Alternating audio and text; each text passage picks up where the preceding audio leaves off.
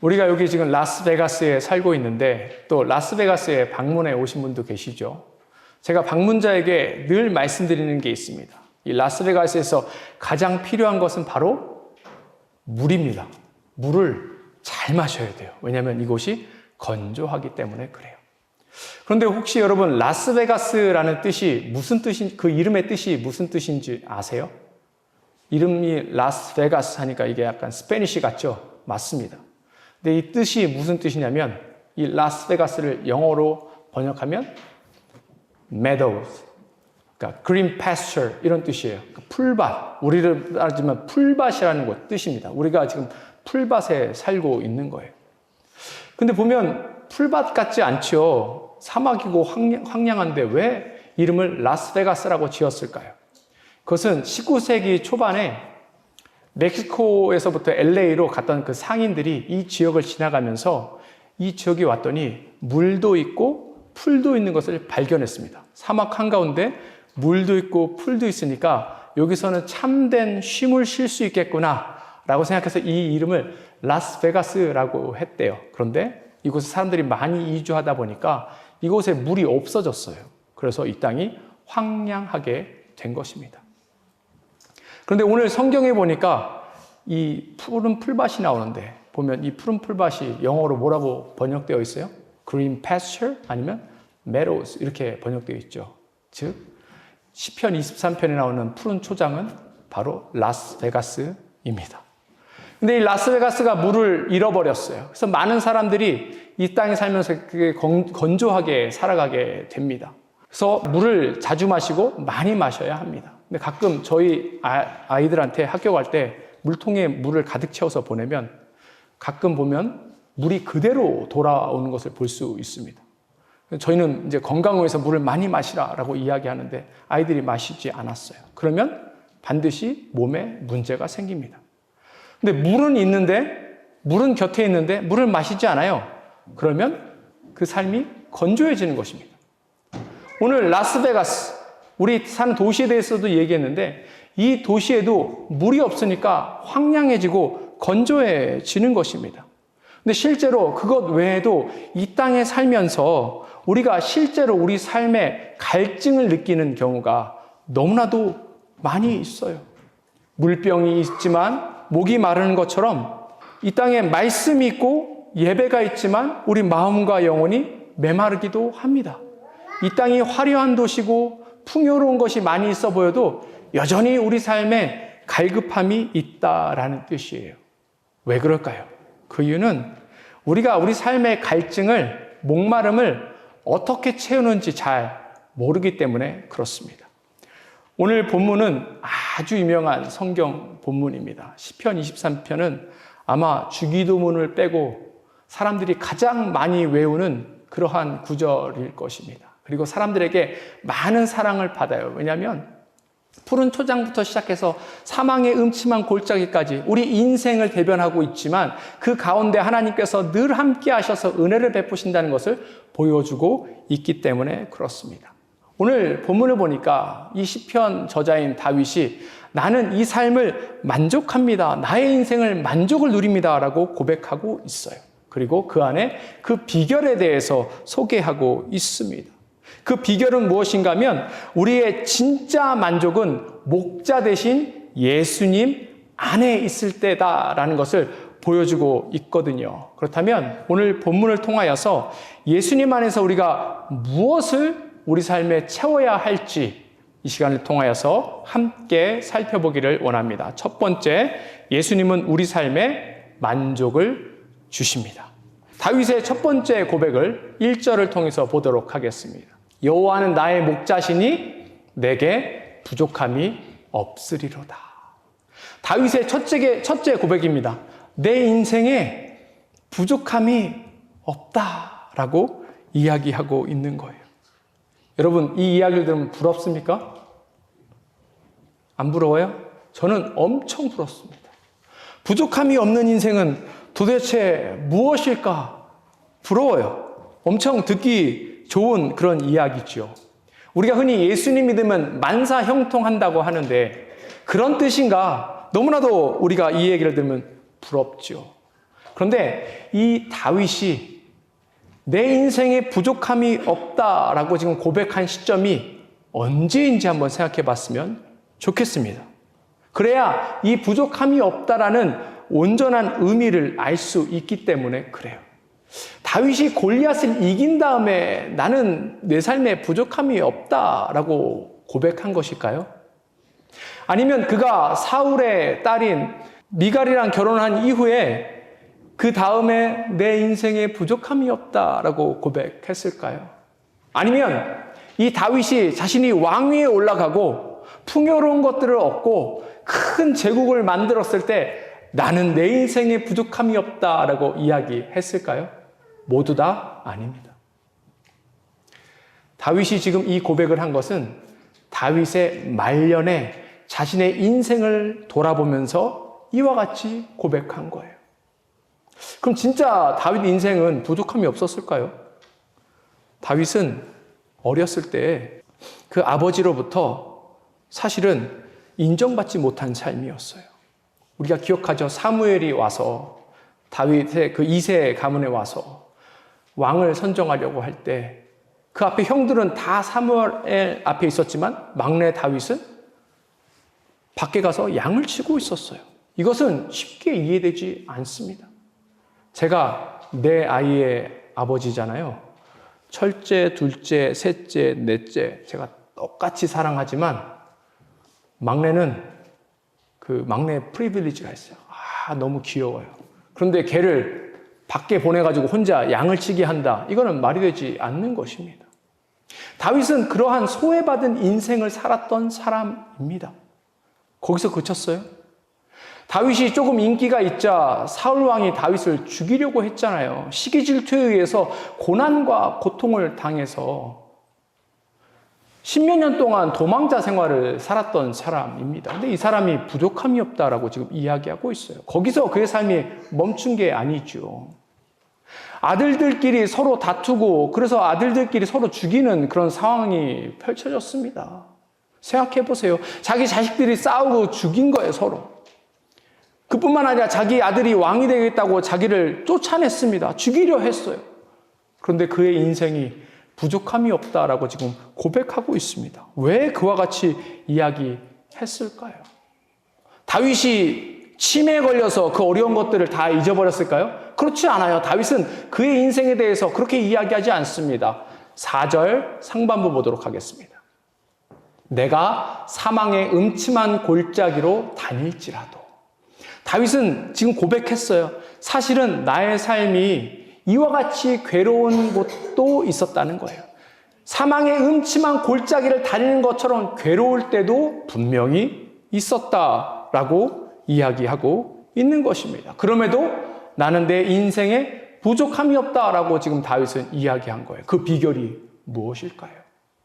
세상은 우리가 언제 부족함이 없다라고 이야기하냐면 우리가 가질 수 있는 것을 다 가져서 꽉꽉꽉꽉 채우면 그때 부족함이 없다 이렇게 이야기합니다. 그게 사실일까요?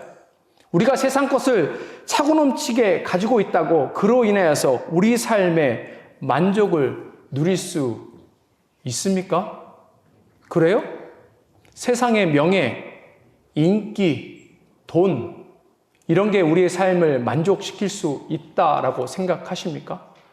세상은 그렇게 이야기하지만 사실은 그것이 아니죠. 우리는 너무나 잘 알고 있습니다.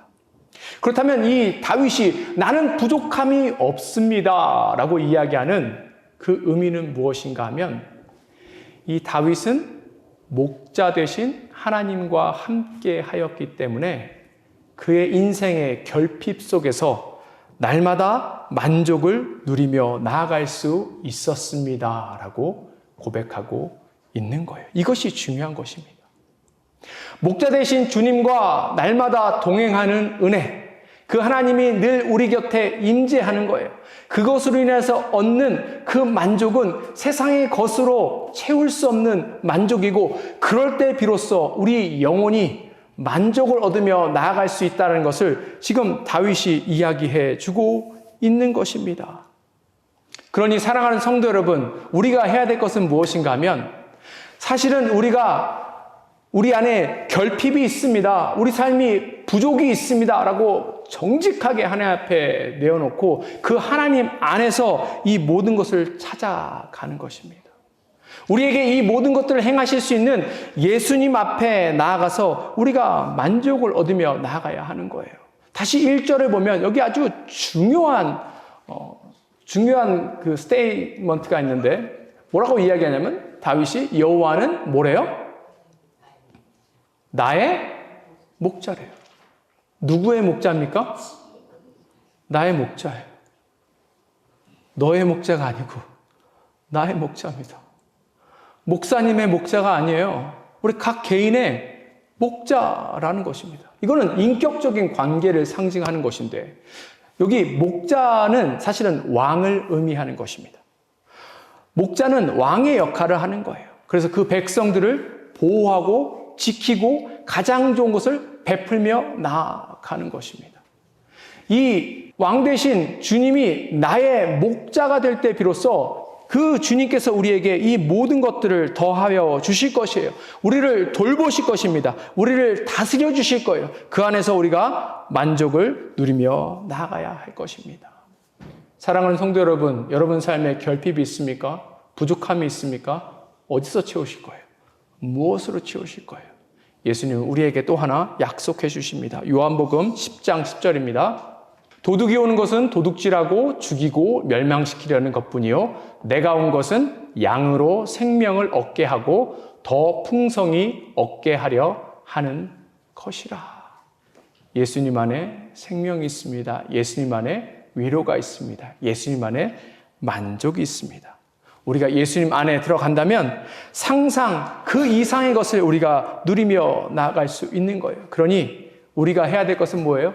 이 예수님 앞에 우리가 부지런히 찾아가는 것입니다. 또 이 예수님이 나의 예수님이시죠. 그 의미는 나의 삶을 예수님께 온전히 드리는 거예요. 예수님을 나의 구주로 고백하는 것입니다. 그래서 철저하게 주님의 인도하심에만 따라가는 것입니다. 그럴 때 우리가 그 안에서 큰 만족을 누리며 나아갈 줄로 믿습니다. 첫 번째 우리는 예수님 안에서 만족을 누립니다. 그리고 두 번째 우리는 예수님 안에서 위로를 누리며 나아갈 수 있습니다. 자, 예수님이 오늘 말씀에 목자다라고 이야기했어요. 그럼 목자가 있으면 뭐가 있어야 돼요? 양이 있어야겠죠. 그럼 이 양은 누구예요? 양은 바로 우리죠. 이 관점으로 한번 두 번째 예수님께서 우리에게 주시는 그 유익에 대해서 볼게요. 2절 상반부입니다. 그가 나를 푸른 풀밭에 어떻게 한대요? 누이신다라고 이야기하고 있습니다. 이 누이신다라는 그 성경의 의미가 뭐냐면 이 목자가 양을 눕게끔 만든다라는 뜻이에요. 그러니까 이 누이신다, 눕히신다라는 게 그 목자가 강압적으로 양을 눕히는 게 아니에요. 강제적으로 눕히는 게 아닙니다. 아이들이 말을 안 들으면 부모가 여러 번 뭐 합니다. 이렇게 해라 저렇게 해라. 그래도 말을 안 들어요. 그러면 부모가 뭘 합니까? 하나, 둘 하죠. 근데 이게 제가 이 만국 공통인 줄 몰랐습니다. 미국 부모도 하더라고요. one, two. 근데 제가 이거 사람만 해당되는 줄 알았는데 아니에요. 강아지도 해당되는 거 알았어요. one, two. 그럼 강아지도 그 얘기 듣습니다. 또 아니면 그렇게도 안 돼요. 사람들 많아가지고 카운트 할 수도 없습니다. 그러면 부모가 자식에게 어떻게 하죠? 뱀 소리를 내죠. 뱀 소리. 뱀 소리를 냅니다. 지금 이 목자가 양에게 그와 같이 강요하고 있는 것일까요? 야, 누워. 하나, 둘. 지금 이렇게 하고 있는 거예요? 아니에요. 이 본문의 뜻은 양이 스스로 알아서 풀밭에 눕고 있다라는 것을 보여주고 있는데 이게 사실은 말이 되지 않는 거예요. 왜 그런가 하면 양은 스스로 눕지 않는데요. 왜냐하면 이 양에게는 특별히 4가지의 위협 때문에 스스로 눕지 않는다고 합니다. 첫 번째는 늘 이 양은 두려움 속에 있대요. 굉장히 두려움을 잘 타는 동물이래요. 주변에 자신을 해야 할 동물이 있을까봐 겁이 나서 이 양은 풀에 스스로 눕지 않습니다. 그리고 양들이 많이 모여 있다 보면 거기에 또 이게 양 무리도 이게 커뮤니티니까 거기 힘 센 놈이 있고 힘 약한 놈이 있고 그래서 서로 다투고 긴장 관계가 있대요. 그러한 이유 때문에 양은 또 스스로 눕지 않는다라고 합니다. 그리고 양은 사실은 불결한 동물입니다. 털이 많고 막 이러다 보니까 병충해에 약하고 늘 감염돼 있고 그렇다고 해요. 그러니까 그와 같은 괴로움 때문에 양이 스스로 눕지 않는다라고 하고 또 마지막 양은 배고프기 때문에 그 풀에 눕지 않는데요. 그러니까 그 이 네 가지의 것이 해결되지 않으면 양이 풀밭에 눕지 않는데 지금 이 2절에 이야기하고 있는 것은 목자가 이 양의 이 모든 악조건, 이 네 가지 조건을 완벽하게 다 해결해 놓은 상태에 있는 거예요. 그렇다 보니까 이 양이 어떻게 하는 거예요? 스스로 그곳에 눕는다라고 하는 것입니다. 우리가 잘 살펴봤듯이 이 목자는 누구예요? 우리 주님이시죠. 그러니까 우리 주님이 이와 같은 일을 하시는 거예요. 우리는 늘 두려움 속에서, 우리는 늘 긴장 관계 속에서, 우리는 늘 고통 속에서, 또 우리는 늘 배고픔 속에서 우리의 삶을 바라보면서 아파하고 염려하고 불안해하고 있지만 사실은 주님 안에 있을 때 이 주님께서 이 모든 것들을 다 해결해 주심으로 인해서 우리가 참된 쉼을 얻고 그 가운데서 위로를 얻을 수 있다라는 것을 지금 말씀이 우리에게 알려주고 계시는 거예요. 혹시 여러분들 최근에 여러분들 영혼이 편히 쉬지 못하는 그런 상태에 빠져 계신 적이 있으십니까? 어떤 이유가 됐든지 우리가 불안과 염려에 떨어서 어떤 것이 우리의 방해가 되어서 편안하게 쉬지 못하는 그러한 상황에 처해 있었는지 이 시간 가운데 함께 생각해 봤으면 좋겠습니다. 우리는 늘 우리의 삶이 앞에 살펴본 것처럼 만족을 누리지 못해요. 늘 우리의 마음속에 정서적으로 우리의 영적으로 허기를 느끼며 살아갈 수밖에 없습니다. 특별히 그럴 때 우리는 어떡합니까? 우리가 살고 있는 상황과 환경을 보면서 남 탓하죠. 상황 탓하죠. 이 도시가 문제야. 누구가 문제야. 어떤 사람 만난 것 때문에 문제야. 늘 이와 같이 이야기하지 않습니까? 여러분들 방문자 또 여기 거주민 라스베가스를 바라보는 그 시각이 다를 것 같아요. 제가 이제 몇 년 있다 보니까 우리 성도님들이 저에게 여쭤봐요. 목사님, 라스베가스 어떠세요? 그 긍정을 바라고 질문하는 것이겠죠. 그래서 제가 너무 좋습니다. 그러면 우리 성도님들이 그렇죠. 저도 라스베가스 너무 좋아요. 이렇게 이야기하셔요. 근데 라스베가스 좋다고 하시는 데는 여러 가지 환경적인 요건 때문에 그렇게 이야기하시는 것 같아요. 여기는 디자스터, 재난이 없어요. 지진 없죠. 해일 없죠. 눈 많이 안 내리죠. 여기 토네이도 없죠. 너무 좋습니다. 그리고 날이 건조하니까 어르신분들, 관절염 있으신 분들한테 좋습니다. 그리고 여기 스테이트 텍스 없죠. 너무 좋다고 사람들이 이야기해요. 그런데 그런 것 때문에 이곳이 좋은 곳이 아니에요. 앞에 말씀드린 것처럼 라스베가스는 푸른 들이죠. 푸른 들판입니다. 언제 푸른 들판이 되는 거예요? 우리 주님께서 이곳에 한량없는 은혜를 베풀어 주실 때 우리 만족을 채우시고 우리 영혼의 두려움과 그 모든 것들을 해결해 주실 때 이곳이 천국과 같은 곳이고 이곳이 푸른 풀밭 같은 곳이 되는 것입니다. 사랑하는 성도 여러분, 다른 곳에서 위로를 얻으려 하지 마세요. 다른 곳에서 결단코 우리를 위로해 줄 수 없습니다. 우리 삶의 본질적인 문제를 해결해 줄 수 없어요. 예수님 안에서 이 모든 것들 누리며 나아갔으면 좋겠습니다.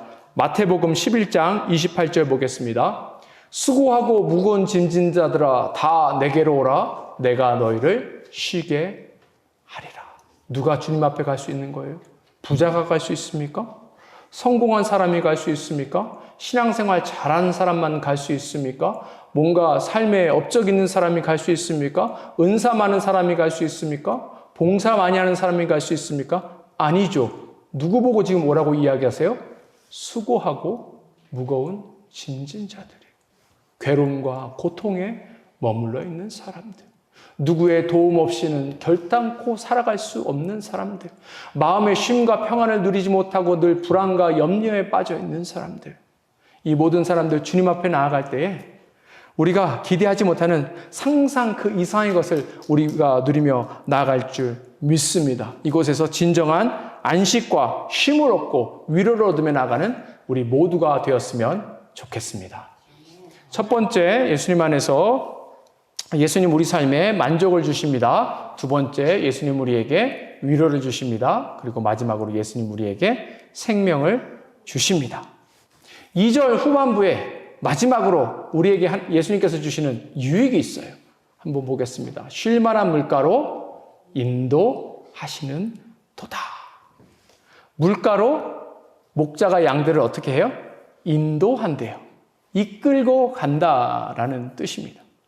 근데 이게 좀 히브리어는, 이 원어는 조금 그 문법이 복잡해요. 그래서 동사를 여러 개로 설명할 수 있습니다. 한 단어지만 어떻게 강조하냐에 따라서 이 단어의 성격이 달라지는데, 사실 여기 인도한다라는 의미가 그냥 끌고 간다는 의미가 아니라 젠틀하게, 부드럽게 그 양의 상황에 맞춰서, 이 양들의 보폭에 맞춰서 좋은 곳으로, 쉴 만한 곳으로 이렇게 인도해 가고 있다라는 뜻을 가지고 있는 거예요.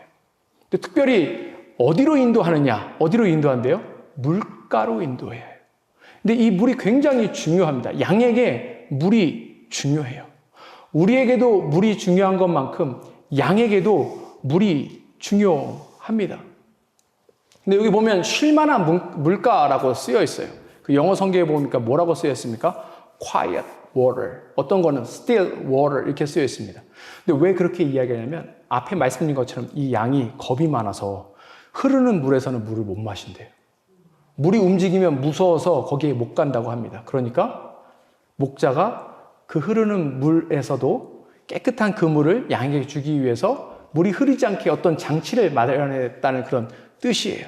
즉, 양은 목마를 때 이 목자의 손을 타서 목자의 도움을 얻어서 물을 얻을 때 건강할 수 있다라고 하는 거예요. 근데 여기서 중요한 사실은 이것을 통해서 우리가 알 수 있는 것은 양은 스스로 자기가 깨끗한 물을 찾을 수 있습니까? 없습니까? 없어요.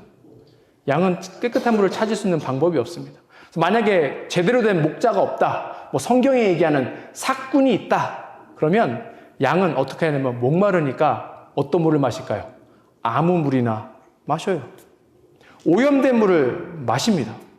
양이 오염된 물을 마시면 어떡합니까? 그 결과는 뻔하죠. 감염이 되고 나중에는 그것으로 인해서 생명을 잃게 되는 것이죠. 양은 스스로 물을 찾을 수도 없을 뿐더러 깨끗한 물을 구분할 수도 없고 늘 오염된 물로 가게 된다라는 거예요. 근데 이것이 꼭 우리의 삶 같습니다. 우리가 깨끗한 물을 마셔야 되는데 우리는 오염된 물에서 그 갈증을 채우려는 그러한 습성이 우리 가운데 있는 거예요. 한번 제가 어떤 물을 우리가 찾고 가는지 보겠습니다. 우리가 갈증을 느낄 때 우리는 비교의 물을 찾습니다. 비교의 물, 다른 사람과 비교하는 거예요. 그리고 거기서 내가 좀 더 낫지, 그럼 막 으스댑니다. 제가 대학 다닐 때 한자 수업을 들었는데 그때 교수님이 저에게 아주 큰 진리의 말씀 하나 해주셨어요. 야, 내가 한자, Chinese character 몇 개 알면 너희들 앞에서 잘난 척 할 수 있게 물어봤습니다. 그 어떤 학생이 1000? 그러니까 아니야. 어떤 애 그러면 20,000? 막 이렇게 물어봅니다. 아니야. 답은 이거였습니다. 너희들보다 한자만 더 알면 나는 여기서 잘난 척 할 수 있어. 이게 비교할 때 얻는 그런 것이에요. 우리가 비교를 통하여서 우리가 잘난 척하고 으스대고 싶지만 우리는 우리보다 조금 더 잘난 사람 만나면 그러면 어떻게 돼요? 그러면 또 그때부터 괴로운 거예요. 갈급한 거예요. 또 어떤 것이 있습니까? 성과를 요구하는 물이 있어요. 잘했냐 못했냐? 네가 성공을 거뒀냐 못 거뒀냐? 여기서 만족을 누리려는 경향이 우리 가운데 있다라는 것입니다. 또 불안 뉴스라는 물이 있어요. 뉴스를 보면 늘 불안해합니다. 이러면 어떻지? 저러면 어떻지? 이러면 망하는 거 아니야? 저러면 망하는 거 아니야? 여러분, 망하면 어떻습니까? 목사님, 망하면 안 돼요. 망하면 안 되는데요. 그게 우리의 영적인 것과 사실은 전혀 관계없는 거 아니에요? 우리 천국 가는데 그것이 크게 문제가 됩니까? 그렇지 않다는 것입니다. 인정 중독의 물을 또 우리는 마시고 있습니다. 인정받아야 돼요. 나는 잘한다. 인정받아야 돼요. 사실은 저도 여기에 자유롭지 못하죠. 뭐 좋은 목사다, 뭐 말씀 좋은 목사다, 은혜로운 목사다, 이 얘기 듣고 싶지. 아, 형편없는 목사입니다. 이런 얘기 별로 듣고 싶지 않거든요. 근데 우리가 여기에 만족을 누리러 가면 우리는 계속해서 목이 마를 수밖에 없는 거예요. 또 즉각적인 쾌락에 물을 마시는 사람도 있죠. 우리 막 짧은 시간에 말초신경을 자극해서 기쁨을 얻는 거예요. 쇼핑 있죠. 또 우리 젊은 친구들 하는 그 쇼츠, 그 릴스 있잖아요. 그런 것도 짧은 시간에 우리에게 기쁨을 주는데 그게 우리 영을, 우리의 마음을 만족시키는가? 아닙니다. 무엇보다 제일 오염된 물은 무엇인가 하면 하나님 없어도 괜찮아 라는 물을 사람들이 마시고 있어요. 하나님 자리에 무언가를 대체하고 나는 이것으로 만족하고 이것을 의지하기에 이것 때문에 나는 평안하다라고 생각하는 사람들이 있습니다. 그런데 결단코 그렇지 않아요. 그 모든 것도 하나님께서 걷어가시면 아무것도 남지 않는 것입니다. 방금 제가 설명드린 이러한 우리가 그 오염된 물을 마시면 우리가 영적으로 어떻게 되는가? 점점 더 병들어져 가는 것이겠죠. 우리 영혼이 죽게 됩니다. 우리 생명이 죽게 되는 거예요. 그런데 꼭 갈증이 나쁜 것만은 아닙니다. 마태복음 5장 6절 보겠습니다. 의에 줄이고 목마른 자는 복이 있나니 그들이 배부를 것이며. 목마른 자가 뭐가 있대요? 복이 있습니다. 왜 복이 있어요? 목마른 사람은 자신에게 깨끗한 물을 줄 수 있는 목자 대신 예수님을 찾게 되기 때문에 그렇습니다. 그리고 그 안에서 이 모든 것들을 누리며 나아갈 수 있기 때문에 그래요. 예수님이 주시는 물을 먹어야 우리가 병들지 않습니다. 우리 영혼이 온전히 서게 됩니다. 우리가 온전한 생명을 누리게 되는 것입니다. 사랑하는 성도 여러분, 2026년 한 해는, 다가오는 2026년 한 해는 우리가 이와 같은 은혜를 누리며 나아갔으면 좋겠습니다. 오늘 말씀을 보니까 이 모든 것들을 푸른 들판에서 허락하신다고 하는데, 푸른 들판 어디 있어요? 우리가 살고 있는 곳이 푸른 들판 아닙니까? 라스베가스 아닙니까? 이곳에서 2026년 하나님께서 한 해 동안에 우리에게 이와 같이 풍성을 주실 것이라는 기대를 가지고 그 안에서 만족을 누리며 나가는 우리 모두가 되었으면 좋겠습니다. 말씀을 마무리하고자 합니다. 사랑하는 성도 여러분, 우리는 늘 결핍 속에 살아갑니다.